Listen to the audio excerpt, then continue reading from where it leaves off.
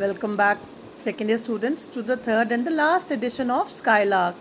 I don't speak for more than 15 20 minutes. One is because it is very difficult uploading those videos which become bigger, and secondly, I want you to concentrate on what I'm saying also. So, if I say that for a longer period of time, then possibly, it becomes a little difficult for you.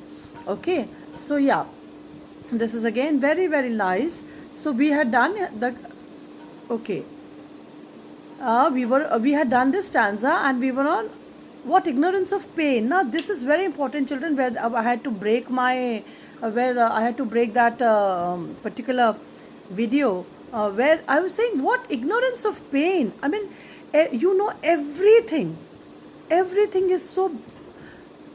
Everything that is in your knowledge, everything that you know, is definitely different from us, because what we know as human beings is always, it always has some sort of pain attached to it.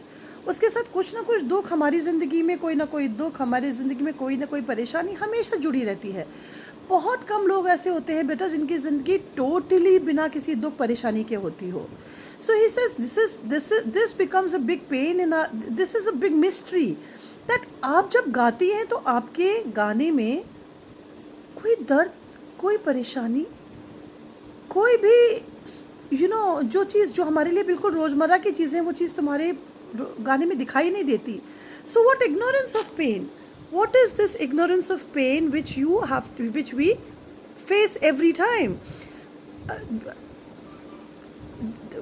We face pain every time, but what is your life which is ignorance of pain? मतलब हमसे कितनी अलग है तुम्हारी ज़िंदगी, हमारी ज़िंदगी में तो पेन ही पेन है. So we have no, there is ignorance of pain in the sense that you have, we also might have ignorance of pain, but maybe we feel it. Maybe you also have the same ignorance of pain, but then you don't feel it. I hope you understand that the pain might be there, but you don't feel it. You are so ethereal and divine and so superior to us, and we always keep weeping with our pains. We always keep depressed with our pains. So that is the catch. That is the problem. With thy clear keen joints languor cannot be. And then he says, देखो तुम क्या हो, कितनी beautiful हो, तुम्हारा song कितना beautiful है. With thy clear keen joy and languor cannot B.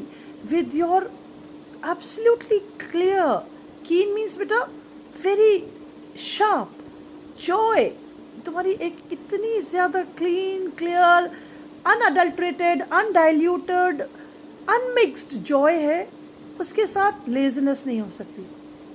Shadow of annoyance never came near thee. मैं 100%, I'm sure that anything that makes you angry, irritated, that makes you feel dejected, that has never come near you. मतलब तुमने disappointment, laziness, ये इस तरह की बातें तुमने कभी देखी नहीं है शायद.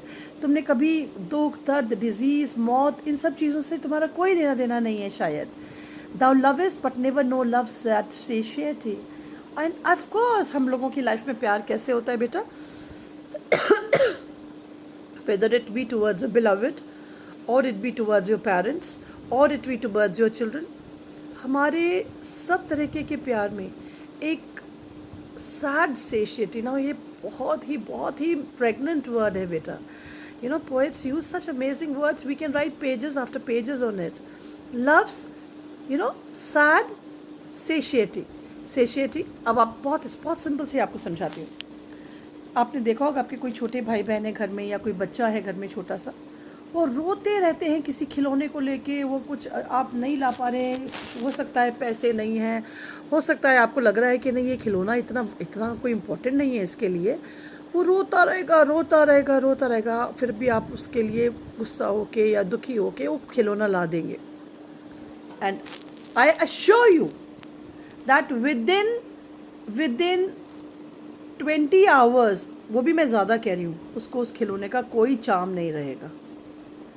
तो हमारी ज़िंदगी के हर प्यार के साथ यही होता है.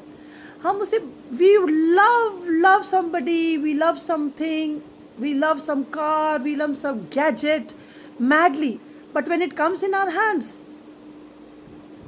we get satisfied within no time, and then we become indifferent. So sadness here means not sad in the sense of dukhi, but sad in the sense of indifferent, and we become completely satisfied with our love. We become indifferent, it becomes boring, we get bored of it, and we cast it out of our lives. So he is asking this Skylark, he is saying, Skylark, I'm sure you love, but your love is different from us. See, again, I'm sure you have pain, but your pain is different from us. I'm sure you have loved, but your love is different from us. Maybe there is pain in your life, but you're ignorant of it. Maybe there is pain, and of course there is pain in human life, but we are not ignorant of it. We are so very cognizant of it that we keep feeling it and beating it on and on and on. With thy, yeah, waking or asleep, thou of death must deem things more true and deep than we mortals dream. And this is amazing. बेटा आप लोगों को और हम लोगों को ज़िंदगी में क्या चीज़ें दुखी करती हैं? सिर्फ दो, इनफैक्ट सिर्फ एक, एंड दैट इज़ डेथ. अब आप बोलेंगे नहीं नहीं मैम, डिजीज़ भी होती है, किसी को खो देने का भी होता है, यू नो, ये हर चीज़ डेथ यानी कि मॉर्टैलिटी से रिलेटेड है बेटा. हर खोना भी डेथ है ना, किसी चीज़ को खो दिया उसकी डेथ हो गई. यू नो, आपकी बहुत जो लोग होते हैं उनको खो देना तो वो तो डेथ होती है. लेकिन अगर आप कोई रिलेशनशिप को खो देते हैं, अगर आप किसी घर को खो देते हैं, किसी कार को खो देते हैं, किसी गैजेट को खो देते हैं, वो भी उसकी डेथ है. तो दैट इज़ कॉल्ड मोर्टैलिटी. तो आप और हमारी सारी problems are related to mortality children. Okay, अब ये उसकी बात कर रहे हैं. वेकिंग और asleep, thou of death must deem, मतलब चाहे तुम सो रही हो या जाग रही हो, जागी हो या सोई हो, thou means you of death must deem, तुम डेथ के बारे में सोचती होगी. But things more true and deep than we mortals dream. I am definitely sure कि वो सब चीज़ें जो हम लोगों को परेशान करती हैं, विच इज़ मॉर्टैलिटी, डेथ, उसके बारे में तुम भी सोचती होगी. बट उसके बारे में तुम कैसे सोचती हो? ट्रू, उसकी सच्चाई शायद तुम जानती हो, डीप, उसकी गहराई तुम जानती हो. देन वी मॉर्टल्स ड्रीम, हम जैसे मॉर्टल्स शायद इस वाली बात को नहीं समझ पाते. ओके, और how could thy notes flow in such crystal stream, नहीं तो तुम्हारे ये सारे सुर इतने सुरीले झरने जैसी कैसे बहेंगे. डेफिनेटली तुम कोई ना कोई तो ये वाला काम करती ही होगी, इन द सेंस कि तुम्हारे अंदर ये वाला काम करती होगी, मतलब इन द सेंस बेटा तुम दुख भी सहती होगी, तुमने मौत के बारे में भी सोचा होगा.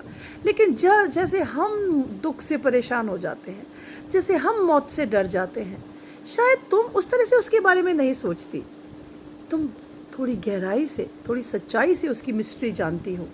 अब खुद ही बताइए बेटा कि अगर हमें पता लगे कि मौत, जैसे कि सारे हमारे साधु संत कहते रहते हैं, हमारी रिलीजियस टेक्स्ट कहते हैं कि अगर मौत सारे दुखों से छुटकारा, और वाकई में अगर ऐसा हो कि हम मौत के बाद बहुत खुश होते हों, तो शायद हमें कभी मौत के बारे में हमें हमारी दुनिया से सारे दुख दर्द ही मिट जाएंगे. फिर हम कोरोना से नहीं डरेंगे, फिर हम कैंसर से नहीं डरेंगे, फिर हम किसी से नहीं डरेंगे. तो हो सकता है she knows about the mysteries of everything, and that is why, you know, how could thy notes flow in such a crystal stream, तुम्हारी ये सारे सुर कैसे बह सकते हैं ऐसे सुंदर साफ झरने में. Okay, and now comes the lines बेटा. हर साहित्य में बेहद खूबसूरत लाइन्स लिखी जाती हैं, और वो फिर पूरी, जैसे आज ताजमहल या लाल किला आपकी धरोहर है, जैसे वेद उपनिषद आपकी धरोहर है, वैसे ही कवियों की लिखी हुई कुछ लाइन्स हमारी धरोहर बन जाते हैं.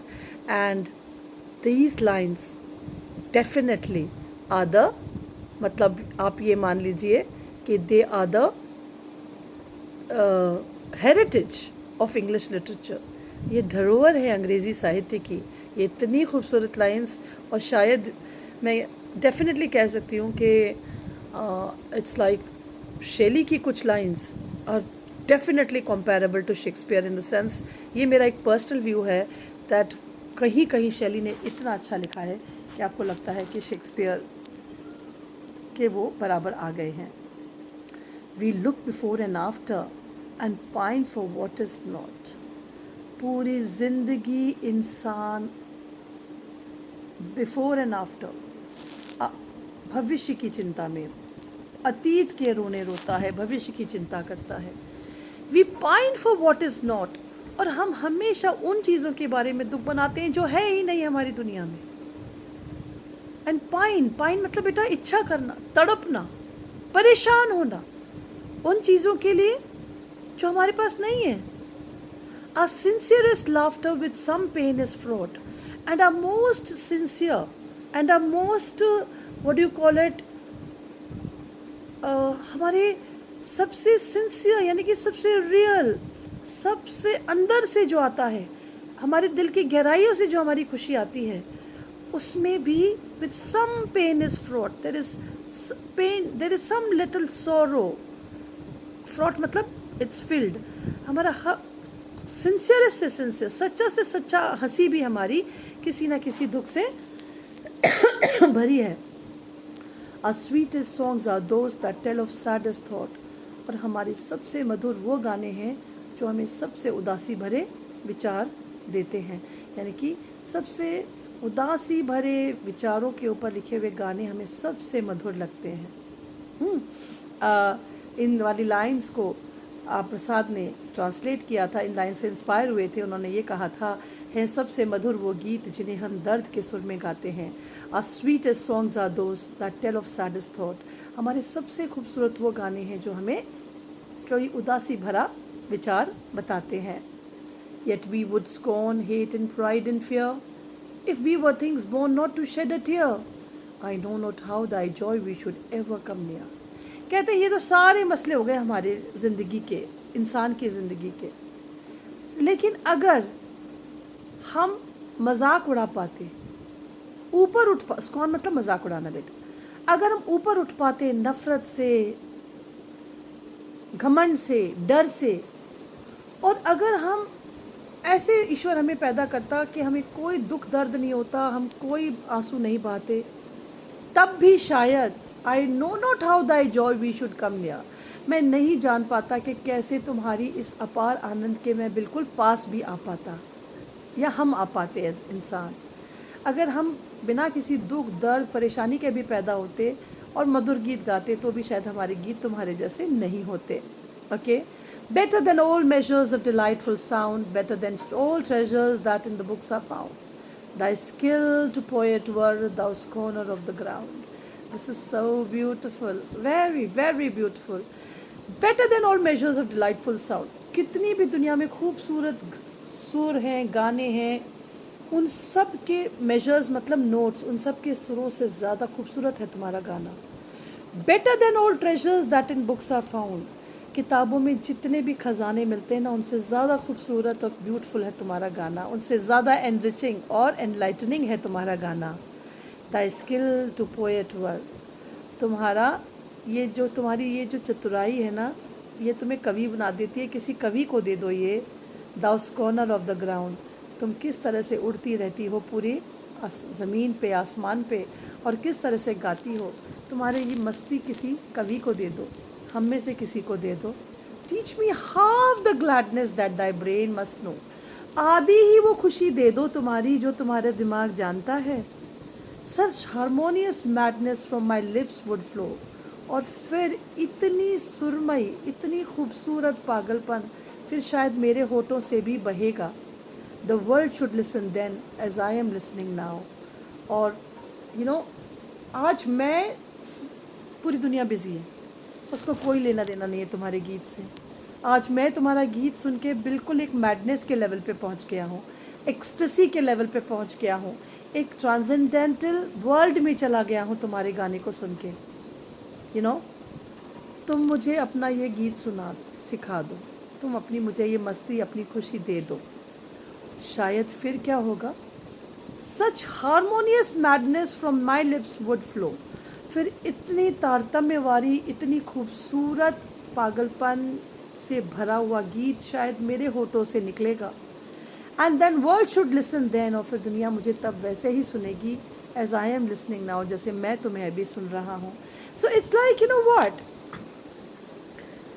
that you have been such an inspiration, you are such a beauty, your song is beautiful, you can transport me to the other world of no pain, no tears, no disease, no death. और हमारी दुनिया में क्या है? Pen है, disease है, death है, tears है। तो जब मैं तुम्हारी इस आधी सी ग्लैडनेस को भी अगर मैं ले लूँगा और गाऊँगा और कविता लिखूँगा, तो दुनिया वैसे ही सूद, वैसे ही खुशहाल और वैसे ही अच्छा फील करेगी जैसे आज मैं कर रहा हूँ। ओके, तुम्हारी तुम्हारी आवाज़ को सुन के, तुम्हारे गीत को सुन के मैं अपने सारे दुख दर्द भूल गया हूँ। ये दुनिया दुख दर्दों से भरी हुई है। तुम मुझे अपना आधा ये पागलपन दे दो, तो मैं जब कविता लिखूँगा और दुनिया सुनेगी तो उसके भी दुख दर्द कम हो जाएंगे। तो यहाँ पर स्काईलार्क क्या है बेटा?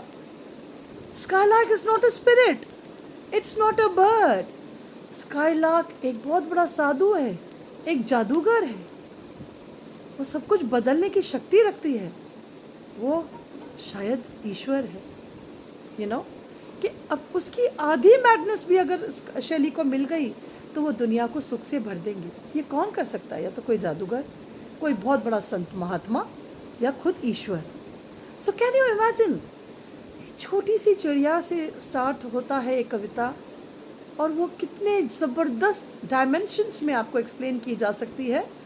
यू नो, इफ़ मैं आपको बार बार यही कहती हूँ अपने स्टूडेंट्स को कि अगर आप लोग मेरी वो पैडागॉजिकल ट्रेडिशनल क्लास में होते हैं तो जो पढ़ाने का मज़ा आता है वो ऑफ कोर्स मुझे यहाँ पर सामने लैपटॉप रखा है, दीवार है और मैं बोले जा रही हूँ, उसमें मुझे नहीं आता। बट आई एम श्योर, एक चीज़ और कहूँगी कि जैसे शैली कहते हैं ना कि वो मैडनेस जो तुम्हारी है मुझे आधी दे दो ताकि मैं दुनिया को जगा दूँ। तो मेरे इन वीडियोस से शायद ऐसा हो कि तुम सबके अंदर लिटरेचर के प्रति मैं प्रेम जगा दूँ। Thank you.